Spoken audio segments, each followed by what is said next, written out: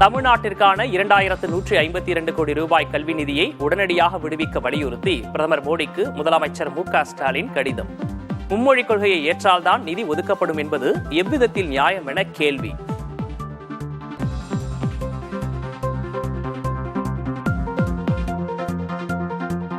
இந்தியாவில் தனக்கு வேண்டப்பட்டவர்களை ஆட்சியில் அமர்த்துவதற்காகவே பைடன் அரசு நிதியுதவி தந்தது. 180 கோடி ரூபாய் நிதி வழங்கிய விவகாரத்தில் அமெரிக்க அதிபர் டிரம்ப் சந்தேகம்.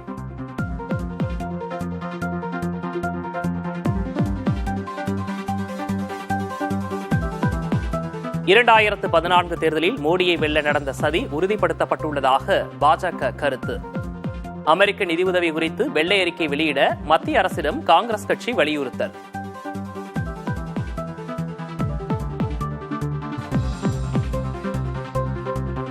டெல்லி முதல்வராக பாஜகவின் ரேகா குப்தாவும் பர்வேஷ் வர்மா உள்பட 6 பேர் அமைச்சர்களாகவும் பதவியேற்பு.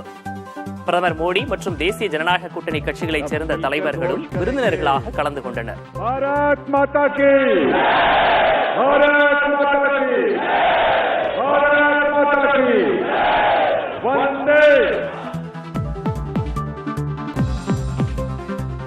பிரதமர் மோடி தொடர்பான கேலி சித்திரத்திற்காக முடக்கப்பட்ட விகடன் இணையதளம்.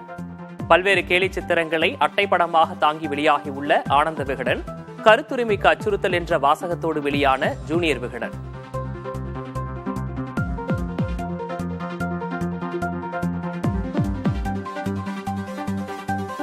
பள்ளி கல்லூரிகளில் இடம்பெற்றுள்ள சாதி பெயர்கள் நீக்கப்படுமா? தமிழக அரசு விளக்கம் அளிக்க சென்னை உயர்நீதிமன்றம் உத்தரவு.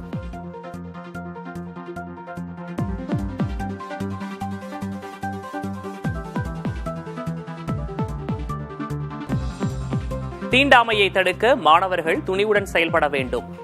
ஆளுநர் ஆர்.என். ரவி அறிவுரை.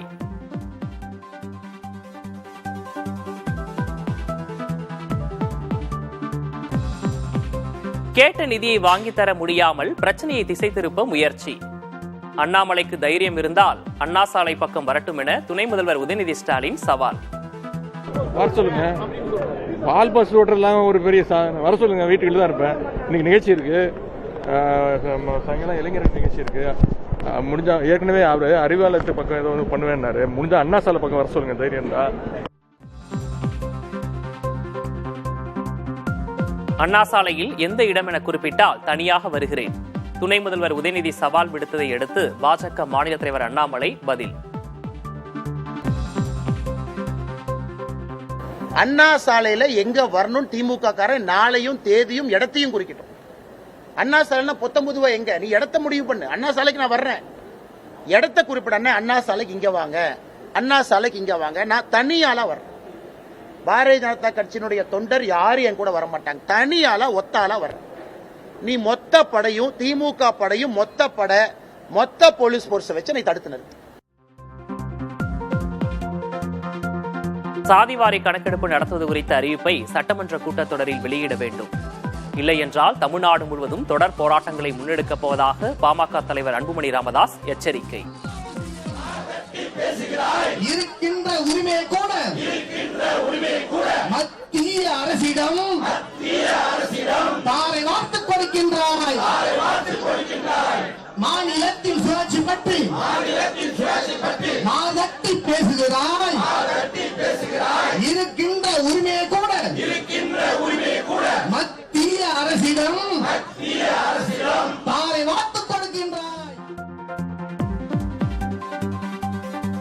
இந்தியாவில் தயாரிக்கப்பட்ட ஜெனரிக் மருந்துகள் எதிர்மறை விளைவுகளை ஏற்படுத்துகிறது.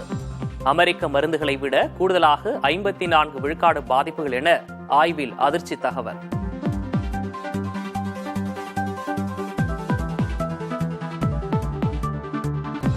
இந்தியர்கள் தங்களது சம்பளத்தில் 1/3 பங்கை இஎம்ஐ செலுத்துவதாக ஆய்வில் தகவல்.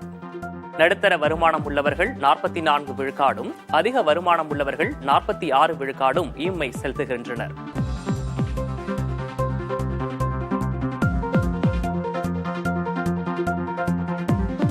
இந்தியாவில் டெஸ்லா கார்கள் உற்பத்தி செய்வது குறித்த எலான் மஸ்கின் முடிவு குறித்து அமெரிக்க அதிபர் டிரம்ப் அதிருப்தி. அதிக இறக்குமதி வரியால் டெஸ்லாவை இந்தியாவில் விற்பது சாத்தியமற்றது என கருத்து.